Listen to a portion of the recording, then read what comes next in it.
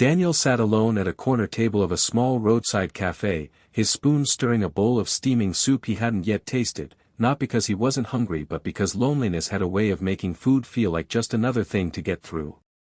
It had been months since he returned from overseas, different time zones, different battles, different skies, but somehow the silence of this quiet town felt heavier than anything he had faced before.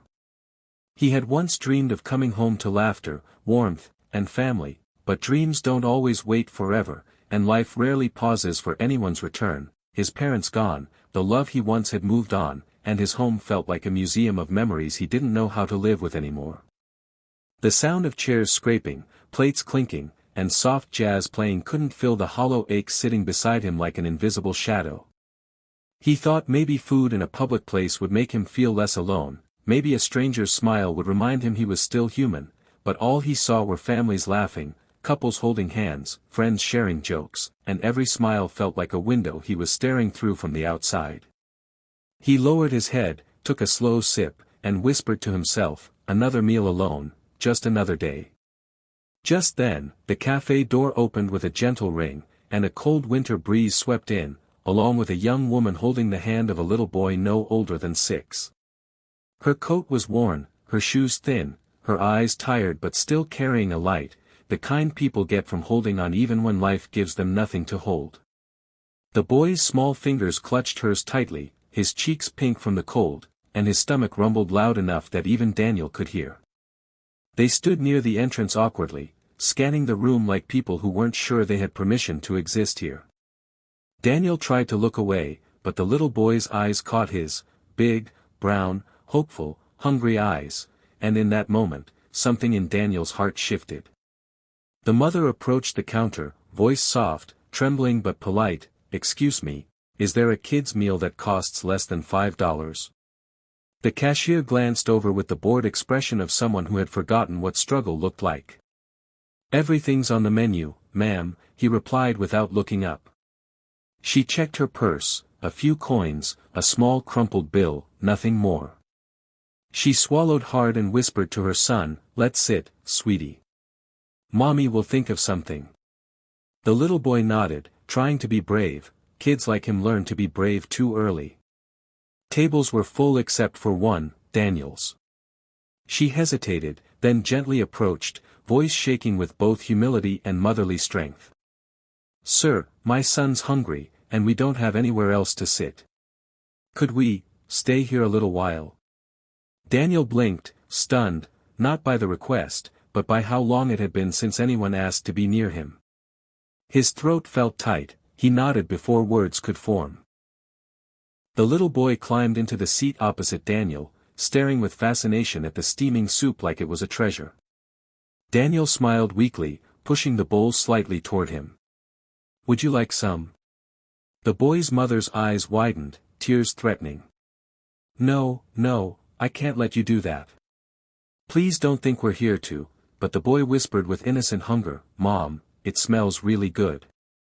She looked torn between pride and the love only a mother knows, the kind that would starve so her child wouldn't have to. Daniel spoke softly, "It's okay. I ordered too much anyway." That was a lie, it was his only meal. But loneliness had taught him that sometimes giving is the only way to feel like you still exist. The boy took a spoonful, eyes glowing, like warmth had finally reached him from the inside. His mother watched, tears silently falling, pretending to wipe dust from her face. Daniel's heart felt full and hollow at once, he wasn't used to feeling needed anymore. The mother finally whispered, "Thank you, sir. You have no idea what this means." Daniel answered, "Maybe I do." She smiled, tired, grateful, human, the kind of smile that can melt winter. In that quiet cafe corner, 3 broken lives sat together, and suddenly Daniel wasn't eating alone anymore. And without knowing how or why, something inside him whispered, maybe loneliness isn't the end of my story after all, maybe this is the beginning. Days passed like soft echoes in the small town, yet the memory of that cold afternoon lingered in Daniel's heart like a gentle warmth he couldn't quite explain. He found himself returning to the cafe, not out of habit but out of hope, hope that he might see the mother and her little boy again, hoped that life hadn't given him just one moment of connection only to take it away forever. He sat at the same corner table every day, the seat across from him always empty, but never truly lonely anymore, the ghost of their laughter, the quiet gratitude in the mother's tear-filled eyes, and the boy's innocent joy replayed in his mind like the season's most precious film.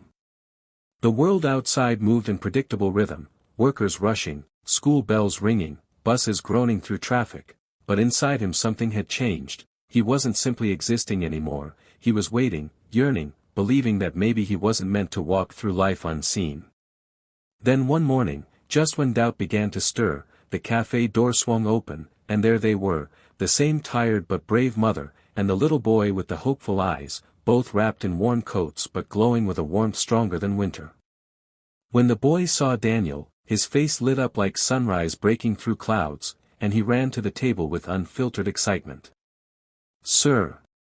We found you again," he exclaimed, climbing into the chair without hesitation, as if the seat belonged to him. The mother approached slower, humility in every motion, her voice soft as falling snow. "I hope we're not intruding. He insisted we come, he wanted to thank you properly." Daniel smiled, genuinely, freely, something his heart hadn't remembered how to do until they walked into his life. "You're not intruding," he replied. "I've been waiting." The woman's eyes softened, surprise flickering like a candle before she sat down, hands folded, posture guarded by habit rather than pride. She introduced herself, "I'm Anna, and this is my son, Oliver."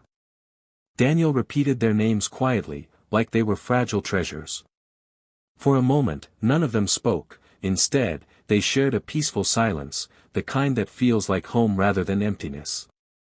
Oliver tapped the table excitedly. "Mom said we should thank you properly, so I made you this." He held out a crumpled drawing made with faded crayons, Daniel sitting at the cafe table, the bowl of soup in front of him, and a little boy smiling beside him. Scribbled in uneven letters were the words, "Thank you for sharing your food."